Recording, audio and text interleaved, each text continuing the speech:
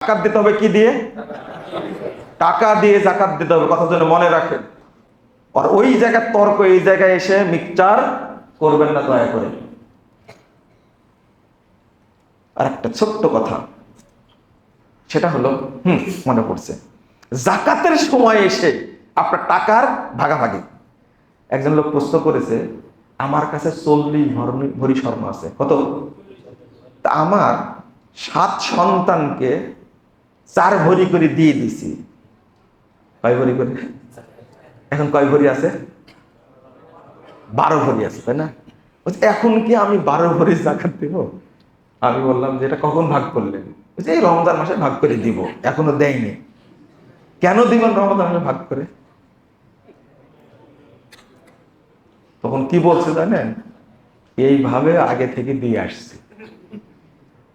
তো এবার আমার ছেলে বলছে যে মুজফফর বিন মহসিন সাহেবকে তুমি জিজ্ঞেস করো, মনে হয় জাকাত হয় না।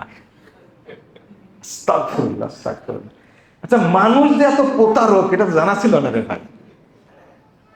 আগে যেটা ফেকার কেতাবে লেখা আছে সেটা কি, স্বামী জাকাত ফরজ হয়েছে রমাদান মাসে, তার কাছে টাকা ছিল 10 লাখ টাকা, ফরজ হয়ে গেছে।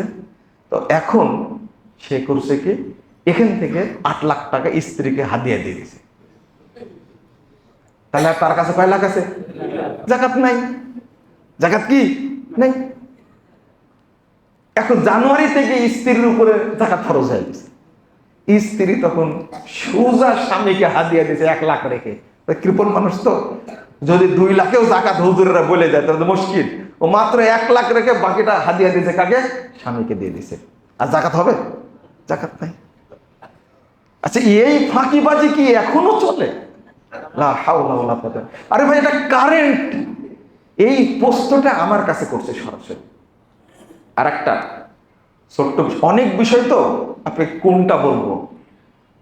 যারা ল্যান্ডের ব্যবসা করেন তারা জাকাত দেন না, জাকাত ফরজ। আপনার বাড়ি করার জন্য একটা কিনেছেন, একটা প্লট আছে, কিন্তু আপনার প্লট মূলত 25টা। বিক্রি করবেন, কিনবেন, পুরো যত প্লট আছে বাড়ি করারটা বাদ দিয়ে সব প্লটের মার্কেট ভ্যালু, বর্তমান বাজার মূল্য কত হবে, সবগুলো টাকা এক জায়গায় করে 2.5% জাকাত দিতেই হবে, ফরজ।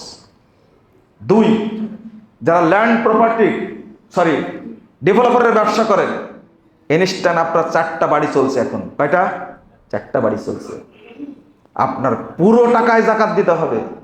যত টাকায় আপনি ইনভেস্ট করেছেন, এটা ব্যবসায় সব টাকা জাকাত দিতে একসঙ্গে করে, মূল, আসল আর প্রফিট সব মিলে হিসাব করবেন, রমাজানে করে জাকাত দিবেন। এফডিআর করে রেখেছেন যেগুলো, ডিপিএস করে রেখেছেন যেগুলো, যত টাকা আছে আপনার গচ্ছিত টাকার সাথে সবগুলো হিসাব করবেন।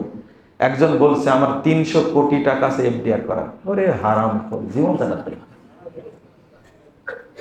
আমি কি আশ্চর্যের ব্যাপার, আপনি জাকাত দেন না, এটা কে শিখিয়েছেন আপনাকে?